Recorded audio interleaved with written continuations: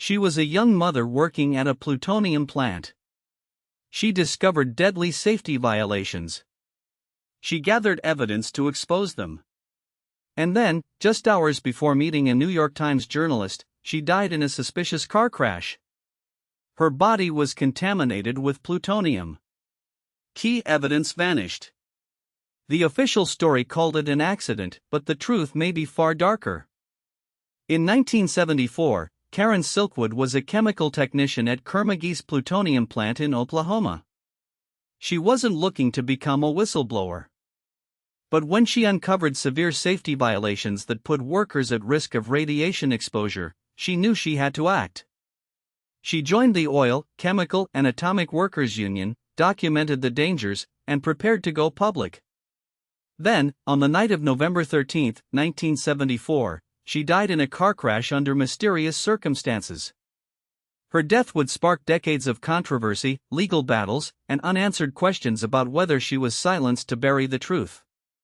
Karen Silkwood worked at Kerr-McGee's Cimarron River plutonium plant, processing fuel rods for nuclear reactors. The work was dangerous. Handling radioactive materials required strict safety protocols. But Silkwood discovered that the plant was cutting corners.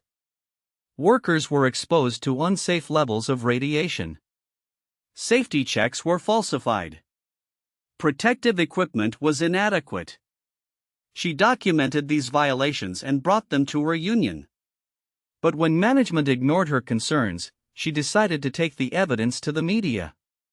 She gathered documents, samples, and testimony enough to prove the company was endangering lives. But what nobody had seen coming was what would happen next. Just days before her planned meeting with a New York Times journalist, Silkwood was mysteriously contaminated with plutonium. She was subjected to decontamination scrubs that left her bruised and bleeding. The contamination was traced to her home, her kitchen, bathroom, even her freezer. Was it an accident? Or was someone trying to intimidate her? The timing was suspicious. She had already been exposed to radiation at work, now her own home was contaminated. She continued her investigation, determined to expose the truth. But on the night of November 13, 1974, while driving to meet the journalist, her car veered off the road and crashed. She died at the scene. And yet, the most important document had not yet been found. The crash scene raised immediate red flags. Silkwood's car showed signs of a struggle. The steering wheel was bent, suggesting she had been hit from behind.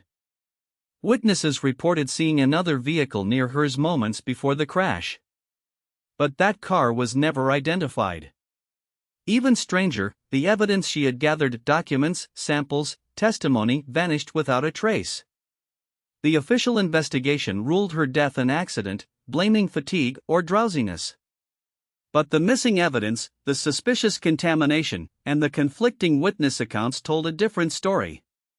Was Karen Silkwood murdered to silence her? Or was it truly just a tragic accident? That is where the official story ends. The real one begins here. Karen Silkwood's fight exposed deadly safety violations at a plutonium plant and may have cost her her life. Her family pursued legal action, leading to a landmark Supreme Court case against Kerr-McGee. But the truth about her death remains unresolved.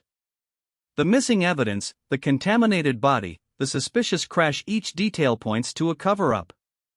And if a whistleblower could be silenced so easily in 1974, what does that mean for those who dare to speak out today?